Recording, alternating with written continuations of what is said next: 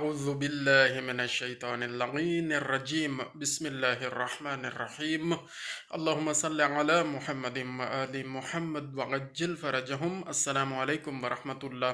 दोस्तों, पीसीआर पर गुफ्तगू जारी व सारी है। आज हम थोड़ी सी trouble shootings of PCR discuss करेंगे, या वो प्रॉब्लम्स जो कि पीसीआर के दौरान हो सकते हैं और एट द एंड हमें अच्छे रिजल्ट्स नहीं आते और हमारी सारी मेहनत अकारत हो जाती है, उस पर थोड़ी सी गुफ्तगू करते हैं। तो पीसीआर में सबसे पहले जो ट्रबल शूटिंग जिन वजह से यानी ये पीसीआर के रिजल्ट्स ठीक नहीं आते, हम वो वजूहात डिस्कस करने की कोशिश करते हैं। और तो सबसे पहले दोस्तों, सैंपल जो हम यूज़ कर रहे हैं एक्सट्रैक्टेड डीएनए का, उसमें प्रॉब्लम हो सकता है। मसलन वो डीएनए एक्सट्रैक्टेड बहुत स्मॉल अमाउंट में है हमारे पास, और डीएनए जो हमने प्रोसेस करना है, एम्पलीफाई करना है पीसीआर साइक्लर में, थर्मोसाइक्लर में, तो उसमें जो डीएनए का सैंपल साइज़ है वो बहुत कम लिया है हमने, तो ट्रबल शूटिंग होगी, प्रॉब्लम होगा और एट द एंड रिज़ल्ट बेहतर नहीं आएगा, बल्कि नहीं आएगा। और दोस्तों, अगर हमने साइज़ भी बिल्कुल ठीक लिया है, सैंपल साइज़ ठीक है, तो फिर क्या हो सकता है? दूसरा बड़ा मसला ये हो सकता है कि हमने जो डीएनए टेम्पलेट हमारे पास मौजूद है, जिससे फर्दर एक्सटेंशन होनी है और फर्दर कॉपीज़ बननी है, तो उसमें जो टारगेट सीक्वेंस है डीएनए का वो है ही नहीं। तो हम जो प्राइमर्स यूज़ करेंगे, तो क्योंकि टारगेट सीक्वेंस है ही नहीं, तो वो प्राइमर्स किसको जाकर अटैच करेंगे और कैसे फिर रिज़ल्ट आएगा? तो दोस्तों, टारगेट सीक्वेंस का होना बहुत ज़रूरी है, और इसको चेक करने के लिए हमें पहले डीएनए इलेक्ट्रोफोरेसिस कर लेनी चाहिए और उसके बैंड्स चेक कर लेने चाहिए कि क्या वाकई वो बैंड जो 595 बेस पेयर का है वो आया है या नहीं। या मुख्तलिफ बैंड्स होते हैं, ज़ाहिर है मुख्तलिफ डीएनएज़ के मुख्तलिफ बैंड्स हासिल होते हैं। मैंने एक मिसाल दी है 595 बेस पेयर का, को 696 बेस पेयर का, को कितने का, को कितने का। तो ये हमें पहले चेक कर लेना चाहिए, या हमें पहले श्योर होना चाहिए कि इसके अंदर जो टारगेट सीक्वेंस है वो मौजूद है या नहीं है। तो इसके बाद दोस्तों, ये हो सकता है कि जो डीएनए सैंपल हम यूज़ कर रहे हैं, वो डीएनए टेम्पलेट उसमें डिग्रेडेड है और सही तरीके से हमें आइसोलेट नहीं हुआ, डीएनए डिग्रेडेड फॉर्म में आया है। तो डिग्रेडेड डीएनए हमें आगे अच्छे रिजल्ट नहीं देगा। इसके अलावा दोस्तों, एक और प्रॉब्लम हो सकता है कि हम जो थर्मोसाइक्लर का टेम्परेचर सेट करते हैं, वो अगर सही तरीके से सेट ना किया जाए, मसलन सबसे पहले इनिशियलाइजेशन का जो स्टेप है वो 94 से 98 डिग्री सेंटीग्रेड के दरमियान में होता है। अगर इस टेम्परेचर को सेट नहीं किया जाएगा प्रॉपरली, तो प्रॉब्लम होगा और एट द एंड रिज़ल्ट अच्छे नहीं आएंगे। और दूसरे नंबर पर जो दूसरा स्टेप है हमारा, जो दूसरा स्टेप है डीनेचुरेशन ऑफ न्यूक्लिक एसिड का, जो कि 94 डिग्री सेंटीग्रेड से लेके 96-98 डिग्री सेंटीग्रेड तक वकू पजीर होता है। अगर इस टेम्परेचर को 20 से 30 सेकंड के लिए न सेट किया जाए, तो फिर डीनेचुरेशन ऑफ डीएनए प्रॉपर नहीं होगी, और जब ये दो स्ट्रैंड्स प्रॉपरली अलग नहीं होंगे, तो फिर प्राइमर्स किसके साथ जाकर लगेंगे और कैसे जाकर लगेंगे।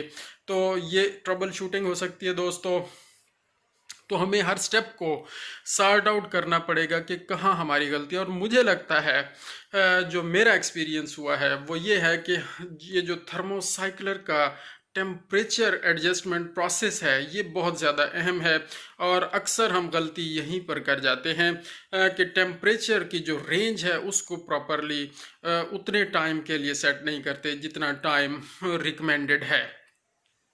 और उसके बाद दोस्तों, थर्मोसाइक्लर के अंदर जो एक्सटेंशन या एम्प्लीफिकेशन या इलोंगेशन के लिए जो टेम्परेचर है, जो कि आमतौर पर 72 डिग्री सेंटीग्रेड 72 डिग्री सेंटीग्रेड पर सेट किया जाता है, और इसकी एक रेंज भी 78 तक भी हम लेके जा सकते हैं। डिपेंड करता है कि डीएनए पॉलीमरेज हम कौन सा यूज़ कर रहे हैं। तो इसको भी प्रॉपरली दोस्तों सेट करना चाहिए, और अगर हम इसको प्रॉपरली सेट नहीं करेंगे तो फिर एट द एंड रिज़ल्ट ठीक नहीं आएंगे और हमारी सारी मेहनत ज़ाय हो जाएगी। और दोस्तों, इसके बाद क्या होता है, जो ट्रबल शूटिंग्स हो सकती हैं वो ये है कि प्राइमर्स जो हम यूज़ कर रहे हैं वो बहुत पुराने यूज़ कर रहे हैं और उनको प्रिजर्व किया गया था काफ़ी अर्सा पहले और प्रिजर्वेशन प्रॉपर नहीं हो सकी या किसी भी वजह से वो अब बहुत सारे पुराने हो चुके हैं। तो वो फिर वो रिज़ल्ट ज़ाहिर है नहीं आएगा। एम्प्लीफिकेशन भी हो जाएगी लेकिन वो प्राइमर्स अटैच नहीं होंगे, और जब अटैच नहीं होंगे तो एम्प्लीफिकेशन ही स्टार्ट में नहीं होगी जब प्राइमर्स ठीक नहीं होंगे। तो दोस्तों ये ट्रबल शूटिंग्स हैं। और कुछ ये होता है कि प्राइमर्स थोड़े से अवेलेबल होते हैं पुराने प्राइमर्स अटैच हो गए हैं, थोड़ी सी इंटेग्रिटी है, हल्के से अटैच हुए हैं, थोड़ी सी एम्प्लीफिकेशन हुई है और फिर प्राइमर्स ख़त्म हो चुके हैं या गायब हो चुके हैं, डी नेचर हो चुके हैं। तो उससे भी ट्रबल शूटिंग होगी और प्रॉब्लम होगा और रिज़ल्ट ठीक नहीं आएगा। और दोस्तों प्राइमर्स डालना ही भूल जाएं खुदा न खास्ता तो फिर जाहिर है ये भी गलत होगा। और जो प्राइमर हम यूज़ कर रहे हैं वो मुख्तलिफ़ कंपनीज़ के यूज़ करते हैं और रिलायबल कंपनी नहीं है। और हमें पहले ही एक्सपीरियंस हो चुका है कि हमने 2-3 दफ़ा इनसे हमने जब प्राइमर्स मंगवाए थे तो इनके प्राइमर्स का कोई रिज़ल्ट अच्छा नहीं आया। तो उनसे अवॉइड करना चाहिए और वो कंपनीज़ यूज़ करनी चाहिए जिनके रिज़ल्ट्स बेहतर आते हैं और जिनके प्राइमर्स ज़्यादा स्टेबल होते हैं।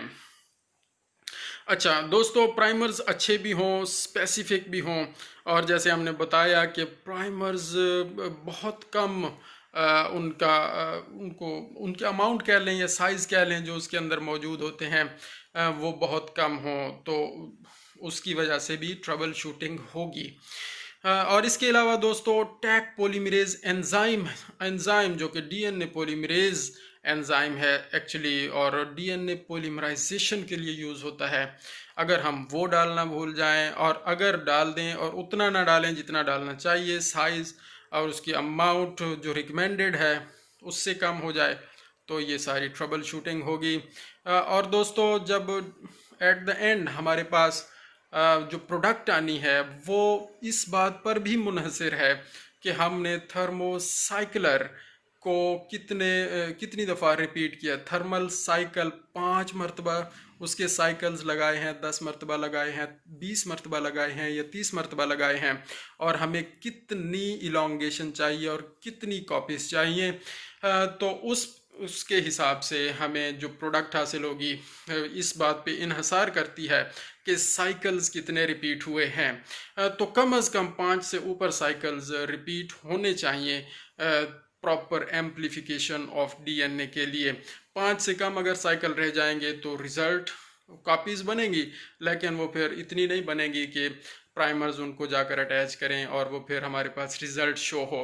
और भी बहुत सारी हो सकती हैं ट्रबल शूटिंग्स। ये जो मेन ट्रबल शूटिंग्स जो मेरे जहन में आई और कुछ स्टडी की तो वो आपसे डिस्कस की हैं। दोस्तों ये सारी चीज़ें डिस्कस करने का मकसद ये है कि अपने नॉलेज को ज़रा बेहतर किया जाए और उसको पक्का किया जाए।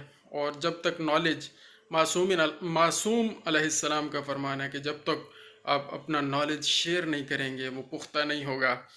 तो जो अक्लमंद होता है वो अपनी ज़बान से इल्म को फैलाता है और अपनी अकल से और अपने बाकी जो आसाब अल्लाह पाक ने अता की हैं उनसे इल्म को हासिल करता है।